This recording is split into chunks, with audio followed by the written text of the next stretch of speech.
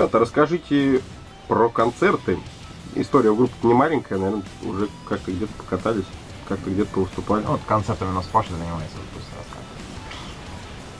Ну, с концертов мы отыграли за свою историю, как недавно выяснилось, больше 100. Вот. Всегда по-разному происходит. С некоторых пор у нас Александр отошел от этих дел, он устал заниматься всем подряд в группе и делегировал эту задачу мне.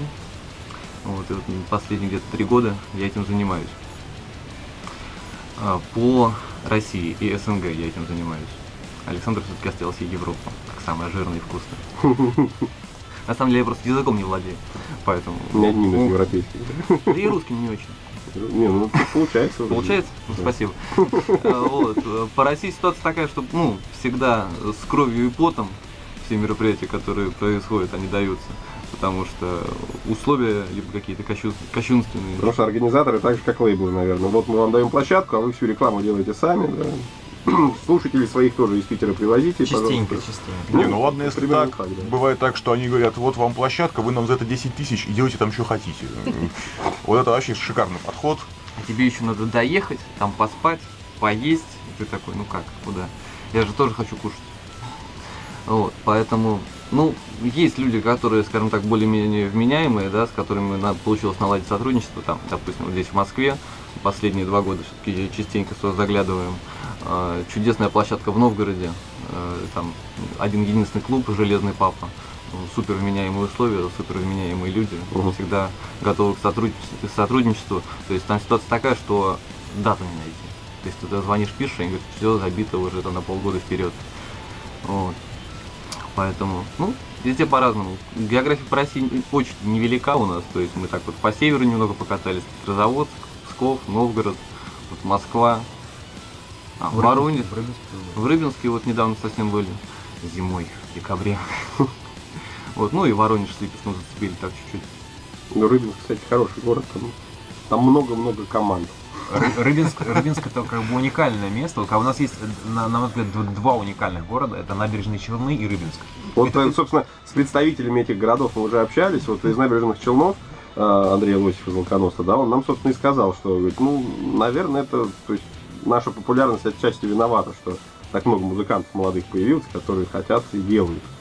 И не только же фолк играют, но и там и дум металчики, и готик есть, там всего хватает. На самом деле, как бы Набережные Челны и Рыбинск это 2 вот совершенно. Это как вот раньше был, да, там Ленинградский и Свердловский. Екатеринбург. Да? Свердловский. Ну, не выговорить. Екатеринбургский. Да. 2 клуба, сейчас вот немножко как бы все изменилось. И, кстати, еще вот что хотел сказать по поводу концертов, значит, как бы в Питере, в Москве сейчас как бы все прекрасно, да, конечно, уже налаженные давно там с ними контакты, а вот повторю то, что Паша сказал, как бы по городам и весям, кроме Москвы и Питера, очень сложно. Ну, как бы, вернее так, площадку-то найти Да не проблема даже. Не проблема, да. А вот договориться уже, чтобы как бы там по датам, там, Ну, в общем, в городах, в принципе, организаторов хватает, я понял, правильно? В том числе. Как правило. Измрыс вот молодцы, катаются. Потому что у них уже это налажено давно-давно. Да. Вот. Он, собственно, тоже, Бельф, отвечал на такой вопрос интересный. Он прям может про каждый город рассказать, где лучше связываться, где не связываться. Вы с ним свяжитесь, он может подскажет пару организаторов хороших. Да, уже общались. Ну вот, тем более. Пара вопросов от слушателей. Планируете ли в этом году на фестиваль «Майское древо» в Выборге? Если организаторы к нам обратятся, то мы с удовольствием выступим на этом мероприятии. Но история показывает, что до последнего момента у организаторов не ясно, будет фестиваль или нет. Это каждый год происходит практически. Потому что там какие-то палки в колеса со стороны администрации, еще что-то там, какие-то исторические, культурные ценности. Поэтому, не знаю, если они постучатся, мы с удовольствием, мы всегда рады. Для тех, кто не в курсе, да, что фестиваль «Майское дерево», он проходит в замке. Замок проходил, да, раньше проходил в замке. Значит, там проблема вот именно со стороны администрации, да, что они там фестиваль там все запретили в замке, потому что культурное наследие сняла. И его последний фестиваль он проходил. Граф возникает, видимо, да, который сидит в замке. Да. Я не хочу, чтобы у меня в доме. Да. Значит, последний фестиваль проходил рядом. Это там, как это называлось? Это были анинские укрепления. Ну, действительно, это фортификационное сооружение вокруг непосредственно этого самого замка шведского 16 века. И вот прямо на этих самых редутах люди в костюмах плясали, пели, пили и всячески морально угорали. Ну, не сказал, разлагались морально. Они не разлагались, они угорали. Понятно. Собственно, еще вопросик также от слушателей. Поедете ли вы на следующий Folk Summer Fest?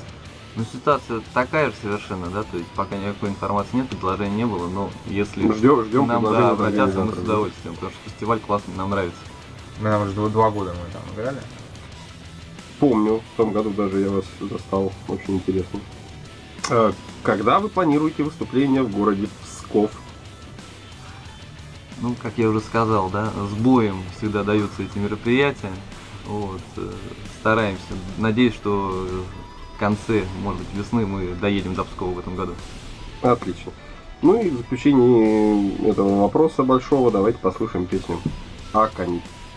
Поехали. Ребят, а что вы можете сказать о состоянии сцены? Например, ну, в Питере, как в вашем родном городе, там, в России, как в стране, в которой пришлось поездить много.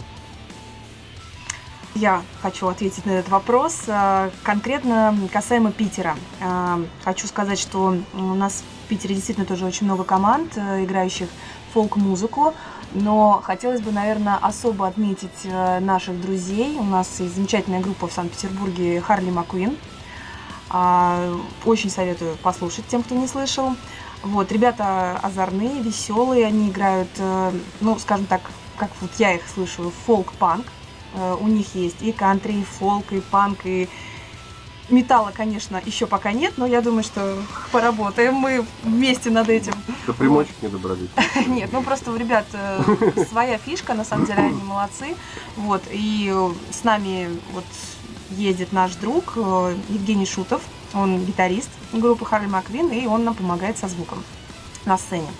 Вот, так что, ребята, слушайте все Харли Маквин, наши хорошие друзья. И действительно, в Санкт-Петербурге они собирают тоже большие залы. Вот, и на Folk Summer Fest, кстати, в прошлом году они тоже играли. Надеюсь, что вместе поедем в этом году с ними. Вот. Также у нас есть группа Infernal Fuck, многим известная. Ну, Тролль Гнет Ель, я думаю, что представлять не стоит. Вот. Это из команд, с которыми мы чаще всего играем вместе. Вот. Ну и есть молодые команды совсем. Есть еще не молодые Фангор, тоже совершенно прекрасная Да. группа, очень мне нравится, вообще шикарные ребята совершенно. У них тут EP вышло недавно, Да, буквально вчера. очень всем рекомендуем послушать. На самом деле, вообще, еще что касается сцены в Питере сцена, надо сказать, что она есть. Вот. В Питере фолк, рок, фолк-метал сцена, она есть. Как в Москве, но в Москве это вообще там просто, мне кажется, больше, чем в Москве, вообще, наверное, групп нет нигде. Финляндии. Ну, там страна музыкантов. Мгм. Ну, Причем население как в Финляндии в 3 раза Санкт-Петербурге. меньше, чем в Москве. Да. Как в Питере, вся страна Финляндия. Вот. Ну, как бы, что еще хотелось бы сказать? В Питере, да, в Питере сцена есть. И, ну, поездив по России, поиграв по всевозможным городам и клубам, выяснилось, что не только в Питере и в Москве есть фолк и метал сцена. Просто, ну, совершенно неожиданно порой выясняется, что классные группы живут, ну, грубо говоря, в периферийном городе, и то ли у них нет возможностей, то ли у них нет желания пиариться, да, то есть классные Ну, умения, ребята, опять-таки. может быть, у них нет Просто умения, они да. думают, что они будут играть, И все придет само. А как показывает жизнь, само не приходит, как правило, ничего. Вот. То есть вообще металлическая и фолковая сцена у нас в стране, возможно, сейчас самая живая из всех сцен. Ну, я не говорю, конечно, про диджеев и попсу. Вот, именно как на неформальном уровне. Но они на тяжелых наркотиках держатся. Поэтому еще живые, наверное. Возможно, да. А фолк держится на корнях, да? И бересте, да. Тут еще нужно сказать, что есть как бы, ну, сцена, там, наше радио, все дела, там, всякие там такие уже матерые, да, ребята. Если как бы про них не говорить, если говорить именно про андеграунд, да. Мгм. Вот, кстати, да, очень, на мой взгляд, проблематично ребятам, которые вот там в Сибири. Вот им вообще тяжело, потому что если нам даже, да, вот из Питера, если куда-то ехать, то, ну, до Москвы хорошо, там ночь, да, на поезде. А если там куда-то там дальше, ну, это как бы, это именно в плане логистики довольно сложно. Кстати, вот, например, есть тоже, по-моему, из Сибири откуда-то совершенно замечательная группа «Рогатый колокол», вот недавно появились, вообще прекрасные ребята просто. Вообще очень мне нравится. Ну все тоже ждем, когда они до нас доберутся. Они должны были как-то играть там в Москве, да, но что-то не срослось. Ну, да. Очень жаль, на самом деле, как бы ребята прекрасные. Есть еще совершенно крутецкая группа «Вольфрам». Вот, они тоже откуда-то вот, оттуда. Есть еще группа «Сруп» из Новосибирска. Ну, да, «Сруп» это понятно, что... «Сруп» они у нас были в гостях даже, да, то есть ребята очень хорошие. И они, кстати, сделали подвиг, они приехали в Москву на поезде. Это вообще... Но они решили просто вспомнить молодость, сказали, и 2 с лишним суток просто в поезде. Книжечки почитали, нормально. Судя по тому, что Сруб в Питере играет уже, по-моему, далеко не первый раз, у них, видимо, все не так плохо, как у групп действительно малоизвестных, которым, ну, не выбраться из своего города, да, потому что до ближайшего соседнего города 800 километров, вот, и там 2 неформала. Ну вот как творить в подобных ситуациях, и особенно как играть в этом во всем. Вот в Сибири в этом плане, конечно, сложновато. Ну, «Сруп», кстати, молодцы, они буквально недавно так выстрелили прямо, потому что я о них услышал недавно. Ну, в прошлом году они, собственно, так да, но они молодцы, красавчики совершенно, как бы, они достаточно интересную музыку играют, я такую музыку котирую, мне это очень нравится. Вот. Здорово, молодцы ребята. Да-да. Ну и давайте послушаем песню еще, наверное, да? Да. Баллада о реке Шеннон. Поехали. Расскажите, как вы сочиняете песни? Такой тонкий вопрос. Есть какой-то шаблон, может? Я, может, домой пойду? Песни сочинять, да? Значит, создание песен, во-первых, оно происходит очень долго. Начнем с этого. Значит, потому что есть очень большое количество наработок. То есть у меня материала сейчас скоплено где-то на 2 альбома. Значит, но проблема в том, что у меня есть как бы болезнь перфекциониста, и я не довожу до конца, потому что я как бы там вот, ну, трек вот он растет, потом я такой в конце слышу, да, это фигня какая-то. Вот. И в печь. Да? Нет, к счастью, современные технологии позволяют iCloud.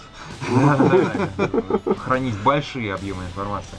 Вот, и, как бы, допустим, песня так раз, так, через там 5 лет такая, о, хорошая песня была, а чем мы ее не играем, давайте сыграем.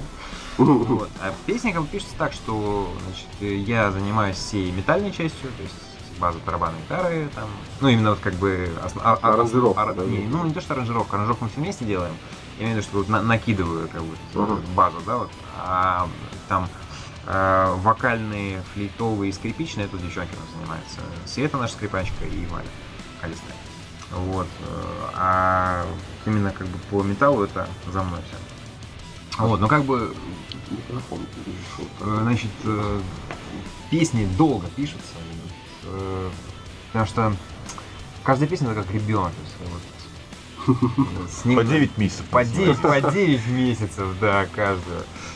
Вот, то есть, значит, у нас есть эпичная песня, значит, песня называется «Ворон».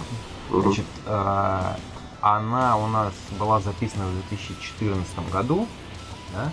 Значит, а начали мы ее писать в 2007. Ну, неплохо тогда. То есть одна песня, мы... Причем, самое интересное, что от того варианта, который был в самом начале, до последнего осталась только тональность. Все переделали. Даже текст переписывали дважды. То есть, ну, как бы, что-то вот... На самом деле, как бы, я считаю, что это плохо все очень, это болезнь, нужно все лечить. Походить в театр, да? Да, пожалуй. То есть, доктор, у нас вот группа, и у нас не получается, да? Ну, то есть Саша вот в эфире только что сделал первый шаг к излечению, он признал, что есть проблема. Я считаю. Это главное, это уже прорыв, правильно? Давайте тогда и послушаем, наверное, песню «Ворон». Да. Раз уж она такая, узнаем, что ж там такого вы навертели, за сколько получается? За 7 лет. За 7 лет. Поехали. А расскажите о планах своих. Что вы планируете? Ну давайте так кратенько, да, вот на ближайшее время, на вот 16-й год. Что хотите добиться? Ну, я думаю, покорить мир и прям подписать сразу, да? лейбл, подписать контракт с Nuclear Blast. Как бы. А вот может быть тот, который немец писал, может он все-таки как Он из Nuclear Blast, да? Ну мало ли, может быть. Что-то просто они выпускали там тоже, где-то в 90-х, там, и Круахан, там, и еще кого-то. Может это он и был, нет? Нет, Он просто забыл, как называется контора, где он работает. Он такой, ребят, я тут это, у меня тут это. Шнапса перебрал и все отшибло возможно, напрочь, да? Возможно. Так что вы обратите на него внимание, может он так и получится. Ну, это были такие оптимистические планы, конечно. Это идеал, это был просто идеальный вариант. Мы к этому, конечно, стремимся. Ну а если так Реально смотреть на вещи, то конкретно в 2016 году мы хотим сыграть как можно больше концертов. Мы хотим летом выступить на большинстве фестивалей, которые проходят у нас в России. Этого, конечно, очень хочется. И честно вам скажу, Попасть на премию «Шансон года», да? Ну, если уж максимальное в количество принципе, фестивалей. почему нет? Мы, как выяснилось неделю назад с нашим барабанщиком, оказывается, мы можем и так исполнять композиции. Это так, да. Вот, и, конечно, как я уже говорила ранее, очень хотелось бы к концу года подготовить материал для записи, то есть полный альбом.